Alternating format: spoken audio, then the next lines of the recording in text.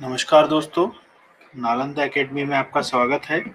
मेरा नाम कपिल है। मैं आज आपके सामने जो प्रकाश जो हमने पिछली क्लास में पढ़ा था, प्रकाश का परावर्तन जो हम पढ़ रहे थे, आज उसकी अगली कड़ी हम पढ़ने वाले हैं। जी हाँ, पिछली कक्षा में हमने जो जाना था प्रकाश के बारे में, जिस चैप्टर को हम कहते हैं ऑप्टिक्स, का नाम भी हमने दिया था, ऑप्टिक्स कहते हैं, जिसमें कि हमने प्रकाश का परावर्तन जिसे इंग्लिश में कहते हैं रिफ्लेक्शन ऑफ लाइट, इसके बारे में हम लोगों ने जाना था। और इसमें हमने जाना था प्रकाश का परावर्तन किस प्रकार से होता है, किस सतह से किस प्रकार से प्रकाश का परावर्तन होता है, प्रकाश के परावर्तन के प्रकार क्या क्या होते हैं, इसके बारे में भी हमने जाना था। और साथ में आज हम ये जो जानने वाले हैं कि ये प्रकाश जो है अलग अलग सतहों से किस प्रकार परावर्तित होता है। जी हाँ, तो दोस्तों शुरू करते हैं आज की क्लास, जिसमें कि हम दर्पण के बारे में जानेंगे। जी हाँ, परावर्तन के अंतर्गत जो हमारा चैप्टर है वो क्या है दोस्तों, प्रकाश का परावर्तन। और इस परावर्तन के अंतर्गत आज हम पढ़ेंगे दर्पण। जी हाँ, दर्पण जिसको हम लोग कहते हैं मिरर। तो फ्रेंड्स, मिरर के बारे में जब हम बात करते हैं तो हमारे पास में 3 टाइप के मिरर्स जो हैं प्रैक्टिकली हम लोग थोड़े देख पाते हैं। जो पहला मिरर है उसको कहते हैं प्लेन मिरर, समतल दर्पण, समतल दर्पण। दूसरे हैं गोलीय दर्पण, गोलीय को दोस्तों कहते हैं स्फेरिकल, स्फेरिकल मिरर कहा जाता है। और तीसरे होते हैं परवलयाकार दर्पण, पैराबोलिक।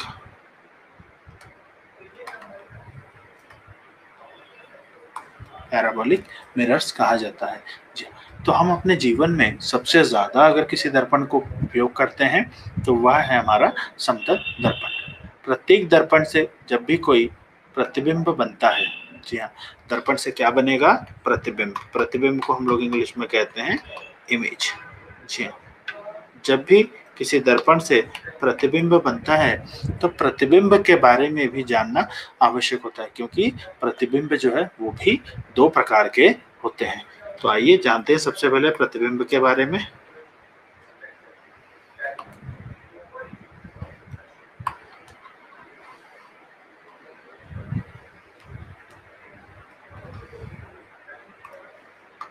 प्रतिबिंब, इमेज। प्रतिबिंब के बारे में जब हम बात करते हैं तो प्रतिबिंब जो है 2 प्रकार के होते हैं।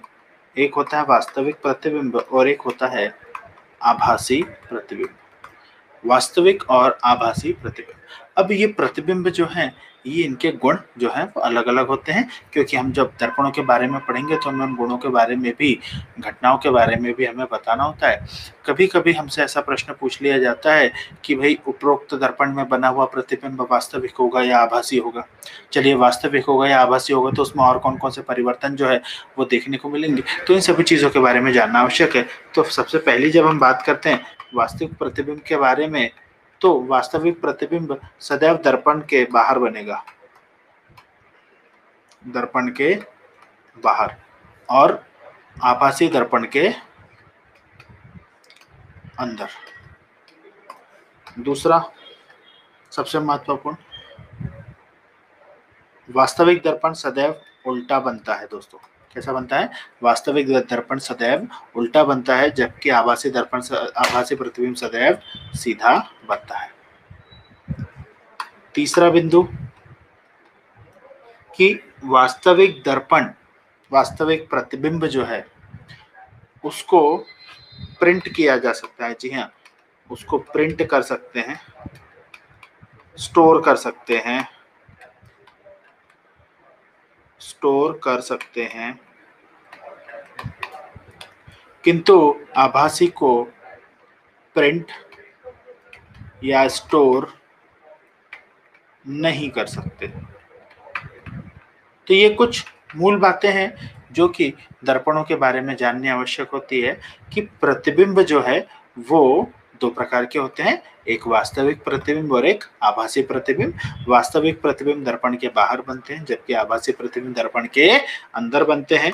वहीं वास्तविक प्रतिबिंब सदैव उल्टा बनता है और आभासी प्रतिबिंब सदैव सीधा बनता है। वहीं हम जो है वास्तविक प्रतिबिंब उसको प्रिंट कर सकते हैं, किंतु आभासी प्रतिबिंब को हम प्रिंट नहीं कर सकते। जी हाँ, आभासी प्रतिबिंब को हम प्रिंट नहीं कर सकते। जी, तो ये मूल बातें जो है हमें पता होनी चाहिए प्रतिबिंब के बारे में। तो आइए सबसे पहले हम दर्पण की बात करते हैं, हमारे समतल दर्पण की। समतल दर्पण, समतल दर्पण जिसकी परावर्तक सतह समतल हो, जिसकी परावर्तक सतह समतल हो। जैसा आप अपने घर में देखते हैं दर्पण, तो हम मान लेते हैं कि ये हमारे सामने कोई दर्पण है, इस तरीके से हम दर्पण बना लेते हैं, ये होगा हमारा समतल दर्पण। जी, हम अपने घरों में प्रतिदिन चेहरा देखने के लिए इसका उपयोग करते हैं। तो इसका पहला उपयोग जो होगा वो क्या होगा, घरेलू दर्पण के रूप में। घरेलू दर्पण समतल दर्पण होता है। दूसरा पेरिस्कोप में, जी हाँ, पेरिस्कोप में, पेरिस्कोप में भी इसका उपयोग होता है। बचपन में आपने देखा होगा कि भाई इस तरीके का एक डिब्बा होता था, जिसमें एक दर्पण यहाँ लगाते थे, एक दर्पण यहाँ लगाते थे, यहाँ से प्रकाश आने या प्रकाश जाने की संभावना होती थी, तो ऊपर की वस्तु को हम यहाँ नीचे देख पाते थे या नीचे की वस्तु को ऊपर देख पाते थे। इसको पेरिस्कोप कहते हैं। जी हाँ, पेरिस्कोप घरेलू दर्पण के रूप में और इसके रूप में। तो समतल दर्पण से जब प्रतिबिंब बनता है, तो समतल दर्पण से प्रतिबिंब कैसा बनता है, तो समतल दर्पण से बना प्रतिबिंब, समतल दर्पण में पहली बात कि प्रतिबिंब कहाँ बनता है, दर्पण के भीतर। जी हाँ, कहाँ बनता है, दर्पण के अंदर बनता है। जब दर्पण के अंदर बनेगा तो प्रतिबिंब कैसा होगा, जब दर्पण के अंदर प्रतिबिंब बनता है तो वह आभासी होगा। प्रिंट आउट ले सकते हैं क्या, नहीं ले सकते। जी हाँ, दर्पण के अंदर बनेगा, आभासी बनेगा। दूसरा, आभासी प्रतिबिंब सदैव सीधा होता है, किंतु इस घटना में जब हम समतल दर्पण की बात करते हैं तो आभासी प्रतिबिंब बनता है, प्रतिबिंब सीधा भी बनता है, किंतु उसका पार्श्व परिवर्तन हो जाता है, पार्श्व परिवर्तन हो जाता है। जी हाँ, पार्श्व परिवर्तन, लैटरल इन्वर्जन। जी हाँ, लैटरल इन्वर्जन, उसका लैटरल इन्वर्जन हो जाता है। ये चीजें होती है दोस्तों। फिर इसके बाद में तीसरा कि भाई जब समतल दर्पण के सामने कोई वस्तु रखी है, तो दर्पण में किसी भी वस्तु का प्रतिबिंब दर्पण के अंदर उतनी दूरी पर बनता है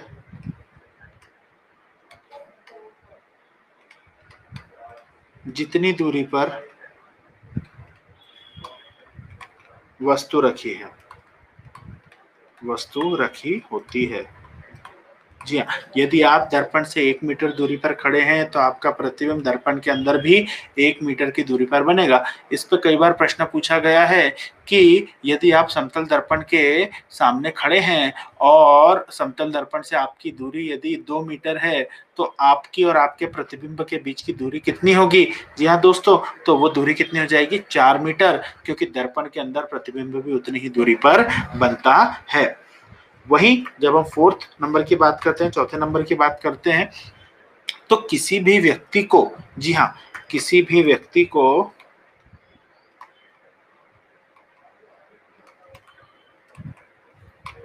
अपना पूर्ण प्रतिबिंब देखने के लिए, अपना पूर्ण प्रतिबिंब देखने के लिए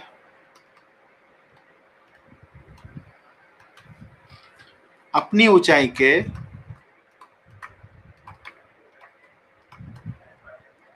आधे, जी हाँ, अपनी ऊंचाई के आधे ऊंचे दर्पण की आवश्यकता होती है। जी हाँ, यदि आपकी ऊंचाई 6 फीट है तो आपको कम से कम 3 फीट का दर्पण लगेगा आपका पूरा प्रतिबिंब देखने के लिए, सिर से लेकर पैर तक का प्रतिबिंब देखने के लिए। ये विशेषता होती है समतल दर्पण की। जी हाँ, समतल दर्पण बहुत ही उपयोगी होते हैं हमारे दैनिक जीवन में। समतल दर्पण जितने अच्छी क्वालिटी का होगा उसमें इमेजेस प्रतिबिंब भी उतने ही स्पष्ट दिखाई देते हैं। तो समतल दर्पण को दोस्तों बनाया कैसे जाता है? तो जब समतल दर्पण को बनाना होता है तो एक साधारण से ट्रांसपेरेंट ग्लास, पारदर्शी कांच के टुकड़े के पीछे की तरफ जो है वो पॉलिश करी जाती है। जी हाँ, क्या करी जाती है? पॉलिश करी जाती है। आपने देखा होगा, जब भी दर्पण देखा होगा, दर्पण के पीछे लाल कलर का पेंट लगा होता है। जी हाँ, तो लाल कलर के पेंट के अंदर एक सिल्वर की पॉलिश करी जाती है, क्योंकि सिल्वर सबसे चमकदार है ऐसा हम मानते हैं। तो सिल्वर की पॉलिश करी जाती है जो कि उसको कांच को दर्पण बनाने के लिए, और उसके ऊपर लगाया जाता है प्रोटेक्शन पेंट, जिसकी वजह से उसकी परावर्तक सतह खराब ना हो। तो एक तरफ पेंट कर देते हैं तो उसके दूसरी तरफ वाले भाग से प्रकाश जो है वो निरंतर परावर्तित होता रहता है। जी हाँ, प्रकाश जो है वो निरंतर परावर्तित होता रहता है। तो इस वजह से जो है समतल दर्पण अच्छे से प्रकाश को परावर्तित कर पाते हैं। जी हाँ,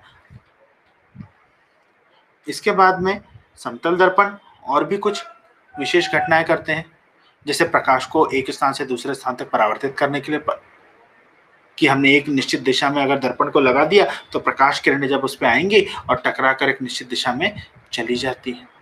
तो ऐसे बहुत सारे दैनिक जीवन में समतल दर्पण के उपयोग हमें देखने को मिलते हैं। इसके बाद जो अगला दर्पण है वो है हमारे गोलीय दर्पण। गोलीय दर्पण, जब हम इस गोलीय दर्पण की बात करते हैं, इसको कहते हैं स्फेरिकल मिरर। जब भी बच्चों से पूछा जाता है दोस्तों दर्पण कितने प्रकार के होते हैं, वो फटाक से जवाब देते हैं समतल दर्पण, उत्तल दर्पण, अवतल दर्पण। नहीं, दर्पण मुख्यतया 3 प्रकार के होते हैं: समतल दर्पण, गोलीय दर्पण और परवलयाकार दर्पण। दैनिक जीवन में जो उपयोग होते हैं वो समतल दर्पण और गोलीय दर्पण। चूंकि गोलीय दर्पण 2 प्रकार के होते हैं, तो देखिए पहला जो होता है वो अवतल गोलीय दर्पण,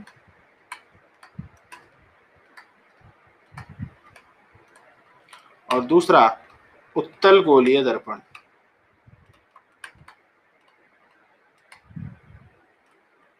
अवतल गोलीय दर्पण और उत्तल गोलीय दर्पण। तो सबसे पहले तो हम ये जाने कि आखिर ये गोलीय दर्पण बनते कैसे हैं। तो आइए सबसे पहले गोलीय दर्पण का निर्माण करते हैं। तो जैसा कि हम बात कर रहे हैं गोलीय, मतलब इसकी जो बनावट होगी कैसी होगी, वो गोलीय बनावट होगी। जी हाँ, तो हम ऐसा मान लेते हैं कि ये कोई कांच का गोला है। जी हाँ, ये कोई कांच का खोखला गोला है। क्या है ये? कांच का खोखला गोला।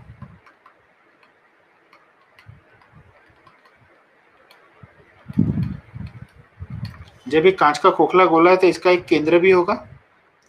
ये इसका केंद्र है। केंद्र को सदैव क्या नाम देते हैं दोस्तों? ओ, पी, है ना, अलग अलग स्थान पर। तो हम यहाँ पे इसको नाम देंगे ओ। और ये चूंकि क्या है? Optical centre. अब यहाँ पे ओ या पी की जगह हम इसको एक विशेष नाम देते हैं, चूंकि ये क्या है? इस गोले का केंद्र है। क्या है दोस्तों? इस गोले का केंद्र है, तो इसको नाम देते हैं यहाँ पे केंद्र को सी। सी मतलब सेंटर। ये सी होगा, इसका सेंटर होगा। अब हमें देखना है कि किस प्रकार से गोलीय दर्पण का निर्माण हो रहा है। तो गोलीय दर्पण का निर्माण जब हम कर रहे हैं, तो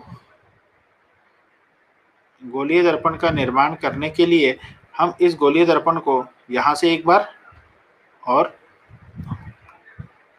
यहाँ से एक बार ऐसा काट लेते हैं। जी हाँ, गोलीय दर्पण को हमने काट लिया। ये 2 भाग जो हैं गोलीय दर्पण के अलग अलग हो गए। 2 भाग अलग अलग हो गए गोलीय दर्पण के। अब यदि हम इसमें ऐसा करें कि इस भाग को यहां से पॉलिश कर दें। जी हाँ, इस भाग को बाहर से पॉलिश कर दें। पॉलिश हो गया। और इस भाग को अंदर से पॉलिश कर दें। जब इस भाग को अंदर से और इस भाग को बाहर से पॉलिश किया तो दोस्तों इसकी जो परावर्तक सतह है, तो ये जो दर्पण है वो इस भाग से परावर्तन करेगा और ये जो दर्पण है ये इस भाग से परावर्तन करेगा। तो हम इसको घटना के आधार पर, जो ये वाला दर्पण है इसको हम अवतल दर्पण कहते हैं और ये जो दर्पण है इसे उत्तल दर्पण कहते हैं। अवतल, अव मतलब अंदर की तरफ। तो ऐसा गोलीय दर्पण जिसकी परावर्तक सतह अंदर की ओर होती है अवतल दर्पण कहलाता है। जी हाँ, जिसकी परावर्तक सतह अंदर की ओर होती है अवतल दर्पण कहलाता है। और वह गोलीय दर्पण जिसकी परावर्तक सतह उभरी हुई होती है उत्तल दर्पण कहलाता है। जी हाँ, उत्तल दर्पण कहलाता है। तो ये दर्पण के बारे में हो गई बात। अब यदि हम एक कल्पना रेखा से इनको ऐसा जोड़ दें कि हमने ये जो सी है, हमारा वक्रता केंद्र जो है सी को हमने केंद्र कहा और चूंकि गोले की है, वक्रता की है, इसलिए हम इसे वक्रता केंद्र भी कहेंगे। तो ये सी जो है, सी से जहां ये दर्पण मिल रहा है वहां पे उस बिंदु को हमने नाम दिया पी। दोनों तरफ देखिए पी पी नाम दिया है। तो सी पी जो निकल के आता है हमारे पास में मित्रों, सी पी जो निकल के आता है, सी पी क्या है? वक्रता त्रिज्या। जी हाँ, वक्रता त्रिज्या का नाम इसको दिया जाता है क्योंकि केंद्र से परिधि तक की जो दूरी होती है उसे क्या कहते हैं? त्रिज्या कहते हैं। तो सीपी या कुछ लोग इसको क्या कहते हैं? पीसी का नाम भी देते हैं, वक्रता त्रिज्या भी कहते हैं। और इसको जो है हम दर्पण में मुख्य अक्ष के नाम से भी जानते हैं। मुख्य अक्ष के नाम से भी इसको जाना जाता है। जी हाँ, मुख्य अक्ष के नाम से इसको जाना जाता है। तो दोनों के लिए मुख्य अक्ष जो होगा वो पीसी होगा। और दर्पण यहाँ से यहाँ तक, इसलिए दर्पण को हम क्या नाम दे देते हैं? एम और एन का नाम जो है इसको हम दे देते हैं। किसका नाम देते हैं? एम और एन का नाम देते हैं। तो इस प्रकार से गोलीय दर्पण की रचना होती है। केवल हमने बात करी भी गोलीय दर्पण की रचना की, किंतु गोलीय दर्पण से जब हमें प्रतिबिंब बनाने होते हैं, जी हाँ, जब गोलीय दर्पण से हमें प्रतिबिंब बनाने होते हैं तो उसके लिए कुछ विशेष प्रकार के नियम पढ़ने होते हैं। सबसे पहले तो मैंने आपको बता चुका हूं अभी थोड़ी देर पहले कि भाई जो प्रतिबिंब होते हैं वो दो प्रकार के होते हैं, एक वास्तविक होता है, एक आभासी होता है। तो अब हमारे लिए जिज्ञासा का विषय तो यही है कि कौन सा दर्पण, अवतल दर्पण या उत्तल दर्पण, दोनों में से कौन सा दर्पण जो है वो आभासी प्रतिबिंब बनाएगा या वास्तविक प्रतिबिंब बनाएगा। और चूंकि हमने तो सिर्फ सबसे ज्यादा देखा है समतल दर्पण, किंतु जब गोलीय दर्पण आते हैं तो प्रतिबिंब बनाएंगे, कैसे बनाएंगे, किस प्रकार बनाएंगे, वो भी जिज्ञासा का विषय होता है। तो आइए देखते हैं गोलीय दर्पण से प्रतिबिंब का निर्माण।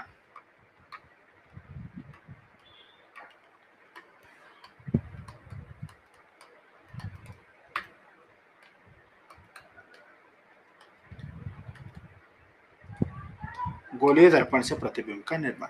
तो दोस्तों हमको यदि कोई प्रतिबिंब बनाना है, गोलीय दर्पण से कोई भी प्रतिबिंब बनाना है, किसी भी दर्पण से प्रतिबिंब जब बनाना होता है तो हमें कम से कम दो रेखाएं आवश्यक होती है, दो प्रकाश रेखाएं। जी हाँ, दो प्रकाश रेखाएं आवश्यक होती है। तो ये दो प्रकाश रेखाएं कहां से आएंगी, किस प्रकार आएंगी, जब उसके बारे में बात करते हैं तो गोलीय दर्पण के पहले कुछ प्रमुख बिंदुओं के बारे में हम बात कर लेते हैं। जी हाँ, गोलीय दर्पण के प्रमुख बिंदुओं के बारे में हम बात कर लेते हैं। तो मान लीजिए कि यह कोई गोलीय दर्पण है, ये कैसा दर्पण है? यह अवतल दर्पण है। सेम फिनोमिना होता है दोनों के लिए, इसलिए हम किसी भी एक दर्पण को लेकर पढ़ सकते हैं। एम एन जो है हम उसको दर्पण का नाम देते हैं। ये जो बिंदु है इसको पी का नाम देते हैं और यहाँ पे कहीं होगा इसका वक्रता केंद्र। जी हाँ, तो अभी हमने देखा ऊपर के चित्र में कि पी और सी जो है वक्रता त्रिज्या है। अब इसमें अलग अलग स्थितियां हो सकती हैं। जो पी और सी का मध्य बिंदु होता है उसे हम फोकस कहते हैं। पी और सी के मध्य बिंदु को हम फोकस का नाम देते हैं। जब ये फोकस की बात हम करते हैं तो इन बिंदुओं को कैसे देखा जाता है, कैसे समझा जाता है, तो आइए देखते हैं परावर्तन के आधार पर। तो दोस्तों परावर्तन के नियम इस पर भी उसी प्रकार लागू होंगे जिस प्रकार वो समतल दर्पण के लिए लागू होते हैं। जी हाँ, परावर्तन के नियम सभी दर्पणों पर एक जैसे ही लागू होते हैं, चाहे वह दर्पण नियमित परावर्तन करे या अनियमित परावर्तन करे, किंतु जो है नियम एक जैसे लगते हैं। तो सबसे पहली बात जो हम कर रहे हैं वो ये है कि जब भी कोई प्रकाश किरण किसी गोलीय दर्पण के ध्रुव पर आपतित होती है, जी हाँ, गोलीय दर्पण के ध्रुव पर आपतित होती है, तो ध्रुव पर टकराकर वह विपरीत दिशा में चली जाती है और नियम कौन सा पालन करेगी? प्रकाश के परावर्तन का नियम पालन करते हुए चली जाती है। मतलब ये मुख्य अक्ष जो होगा उस स्थिति में, जी हाँ, मुख्य अक्ष इस स्थिति में अभिलंब का कार्य करता है, जो आपतित किरण, अभिलंब और परावर्तित किरण के बीच कोण I बराबर कोण R का निर्माण कर देता है। यह था पहला नियम। कहां पर? ध्रुव पर। जब कोई प्रकाश किरण ध्रुव पर आपतित होती है तो यह घटना होती है। वहीं यदि कोई प्रकाश किरण C, जी हाँ, C मतलब क्या फ्रेंड्स? वक्रता केंद्र। जब भी कोई प्रकाश किरण वक्रता केंद्र पर आपतित होगी तो वह जिस मार्ग से आती है उसी मार्ग पर वापस लौट जाती है। क्योंकि बचपन में आपने देखा होगा कि जो त्रिज्या है वह परिधि पर कैसी होती है? लंबवत होती है। तो जब त्रिज्या मतलब जो ये प्रकाश की किरण है जो वक्रता केंद्र से होकर आकर दर्पण की परिधि पर आएगी तो यह जो है वो उसी मार्ग से वापस लौट जाएगी, क्योंकि अभिलंब में कभी विचलन नहीं होता, अभिलंब में कभी विचलन नहीं होता, कभी अपने मार्ग से नहीं भटकता। तो ये हो गया। तीसरी जो है, दूसरी कहां से गुजरी दोस्तों? वक्रता केंद्र से। तीसरी जो है, यदि प्रकाश किरण, जी हाँ, यदि प्रकाश किरण मुख्य अक्ष के समांतर आए, यदि कोई प्रकाश किरण मुख्य अक्ष के समांतर आए तो वह मुख्य अक्ष को जिस बिंदु पर काटती है उसे फोकस कहते हैं। मुख्य अक्ष के समांतर दर्पण पर आपतित होने वाली किरण, मुख्य अक्ष के समांतर दर्पण पर आपतित होने वाली किरण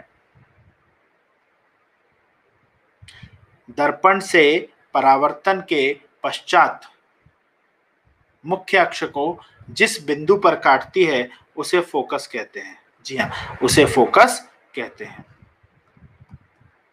ये पहली घटना। इसके बाद अगली घटना ये कि यदि कोई प्रकाश किरण फोकस से होकर आपतित होती है, यदि कोई प्रकाश किरण फोकस से होकर आपतित होती है तो वह प्रकाश किरण दर्पण से परावर्तन के पश्चात मुख्य अक्ष के समांतर चली जाती है। जी हाँ, मुख्य अक्ष के समांतर चली जाती है। तो तीसरा और चौथा नियम ये कहता है कि मुख्य अक्ष के समांतर आए, जब भी कोई प्रकाश किरण मुख्य अक्ष के समांतर, और दूसरी यदि वह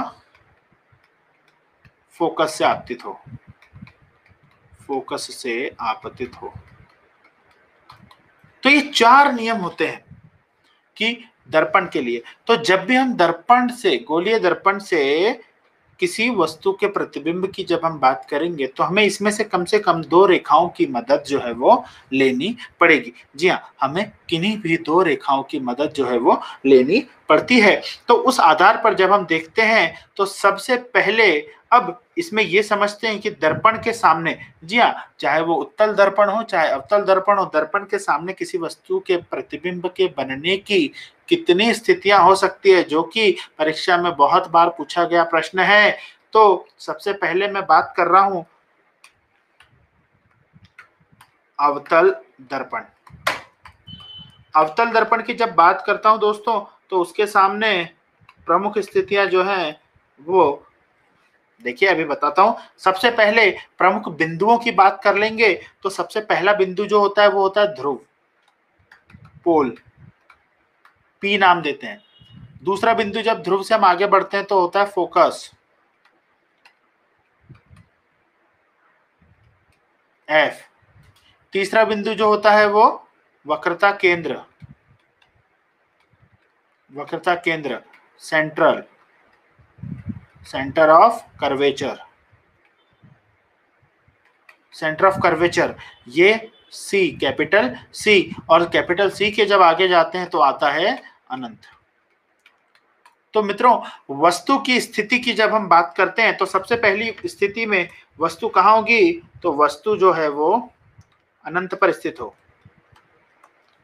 अनंत पर स्थित हो, पहली बात।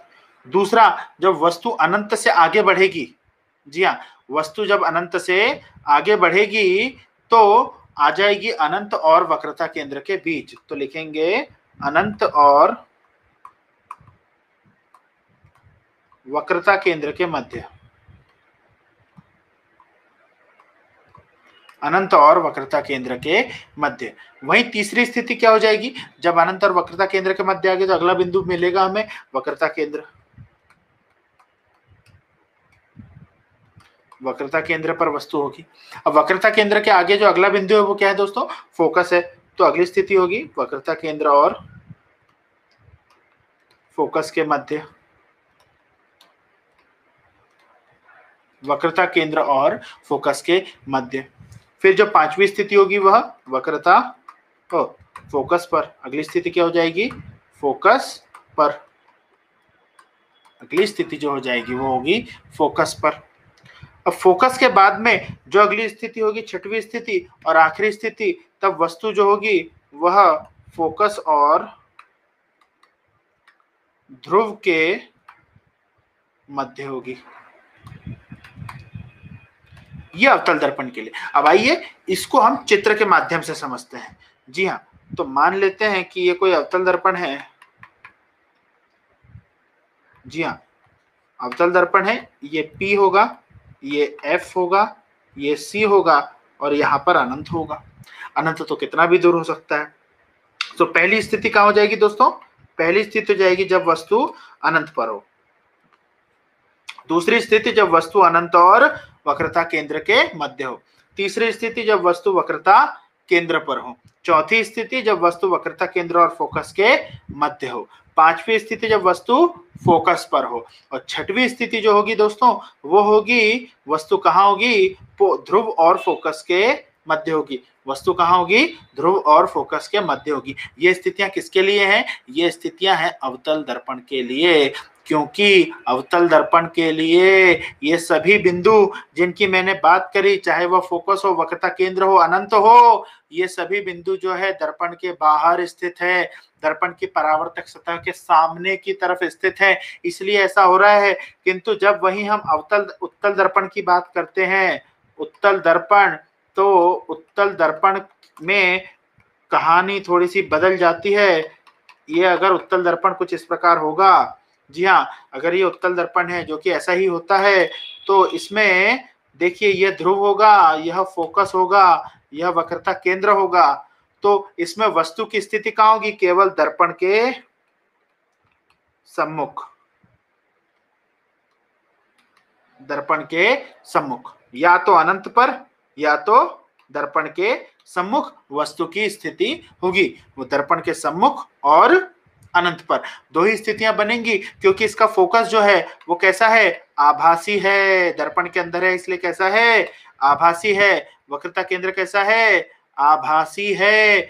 जबकि हम जब अवतल दर्पण की बात करते हैं तो इसमें सभी चीजें कैसी हैं? वास्तविक है, क्योंकि जो चीजें दर्पण के बाहर होती हैं वे वास्तविक होती हैं और जो दर्पण के अंदर होती है वे आभासी होती है। जी हाँ, दर्पण के बाहर और दर्पण के अंदर, इन दोनों को ही हमें याद रखना है। तो अवतल दर्पण से जब वस्तुओं का प्रतिबिंब बनेगा तो वो 6 स्थितियों में बन सकता है, किंतु जब उत्तल दर्पण से बनता है तो मूल रूप से इसको एक ही प्रकार की वस्तु कहा जाता है कि भाई वस्तु दर्पण के सम्मुख रखियो, वस्तु उत्तल दर्पण के सम्मुख रखियो। बस इसमें इतनी सी ही बात हमें ध्यान रखनी होती है दोस्तों। जी, इसके बाद वाली कक्षा में हम जो जानेंगे वो अवतल दर्पण के सामने 6 स्थितियों में वस्तु का प्रतिबिंब बनना और उत्तल दर्पण के सामने वस्तु का प्रतिबिंब बनना, साथ में दर्पण से संबंधित चिन्ह परिपाटी और उसके कुछ प्रमुख सूत्र, इसके बारे में हम जानेंगे दोस्तों। धन्यवाद।